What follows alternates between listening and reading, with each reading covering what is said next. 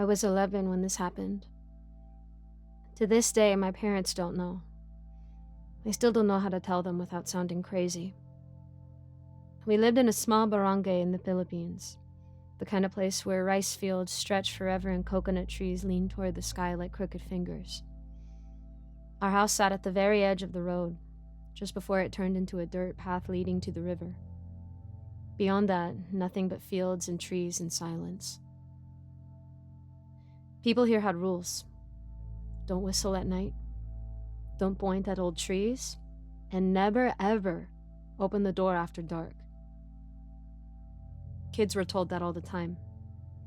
If we asked why, the adults would just shake their heads and say, "May mga bagay na hindi mo maintindihan."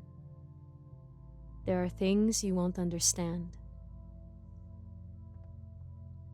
I thought it was just the old folks being superstitious. Kwentong matatanda, we called it. Old people's stories. That night, the power went out. I remember the heat at first.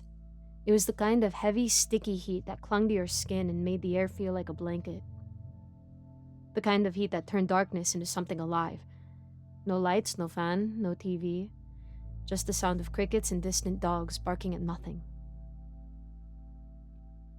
My parents told me they were going to the barangay hall. They didn't say why, but I figured that it had to do with the blackout. "Stay with your sister," my mom said before they left. I nodded. It was just me and Nika, my little sister, who was 8 at the time. She was already asleep on the bed in our shared room. I sat in the living room, a single candle flickering on the low table. Shadows stretched across the walls like they were alive, twitching every time the flame wavered. I stirred my hot chocolate drink slowly, watching the powder swirl in the cup, trying not to think about how quiet it was. That's when I heard the knocking. 3 knocks. Slow. Heavy. Like someone dragging their hand against the wood before letting it fall. I froze, my spoon clinking against the cup. Then silence. I waited, listened. Maybe it was a neighbor? People in our barangay always borrowed things. Salts, matches, candles. I got up, my legs trembling for no reason I could explain. The door was closed. Of course it was. I tiptoed to the window instead and pulled the curtain just enough to peek outside. At first, I saw nothing. Just the dark silhouettes of coconut trees swaying gently against the night sky. Then I saw her. A woman stood right outside our door. Her hair was long, so long it almost touched her waist, and it hung over her face in thick, damp strands. She wore a white dress that looked loose on her body, fluttering slightly even though the air was dead still. Her head was bowed. I couldn't see her eyes.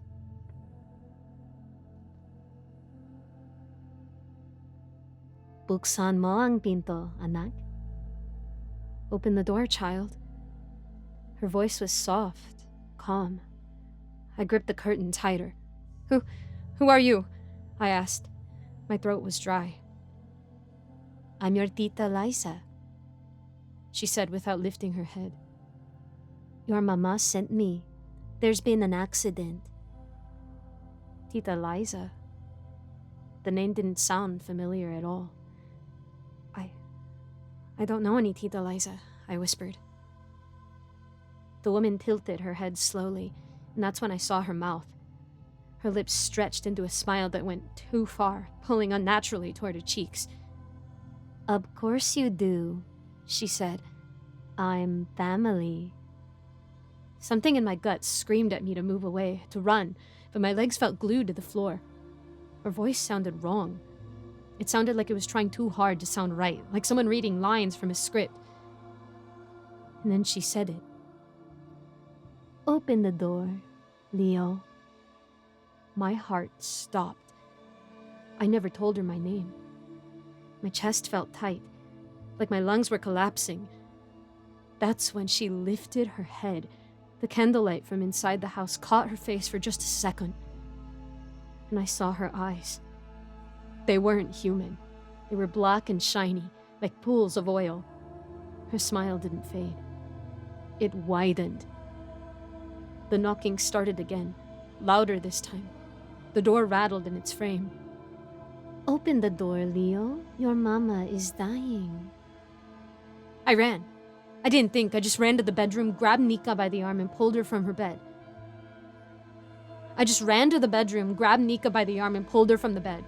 She mumbled in her sleep, confused, but I didn't stop. We crawled under the bed together. I wrapped my arms around her and clamped a hand over her mouth. The knocking stopped. For a second, I thought it was over. Then came the sound of nails. Long, slow, deliberate scratches across the wood. My skin crawled. "Leo," she whispered. But her voice wasn't at the door anymore. It was at the window. Then the other window on the bedroom. Then above us. Scraping sounds moved across the tin roof, slow and steady, like something was crawling up there. I held Nika so tight I could feel her heartbeat hammering against my chest, the smell of rust from the bed frame mixed with the candle smoke and sweat, making me dizzy.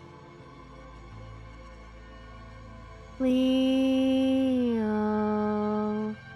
The voice stretched the syllable like it enjoyed the taste of my name. Then softer. "Nika." My stomach dropped.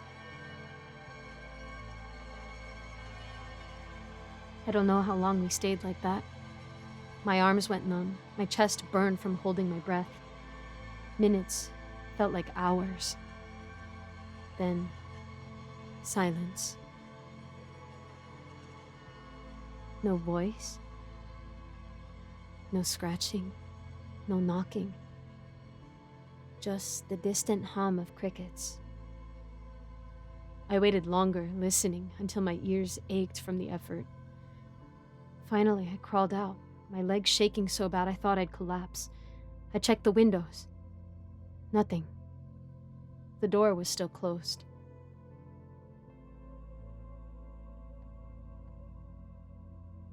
When my parents came home, I didn't say a word. The next morning, I asked my mom casually, "Do we have a Tita Liza?" She frowned. "No. Why?" I shook my head. "Nothing." But later, when I went to close the window shutters, I saw something on the wall outside. It looked like muddy prints, handprints, but wrong.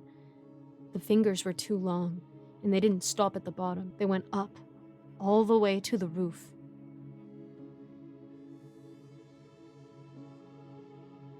In the Philippines, when someone knocks on your door, they usually call out, "Tao po?" It's like saying, "Is anyone home?" But it literally translates to, "I am human." My Lola told me it started as a way to warn the household that you weren't something else, something pretending to be human. The thing outside our house never said it.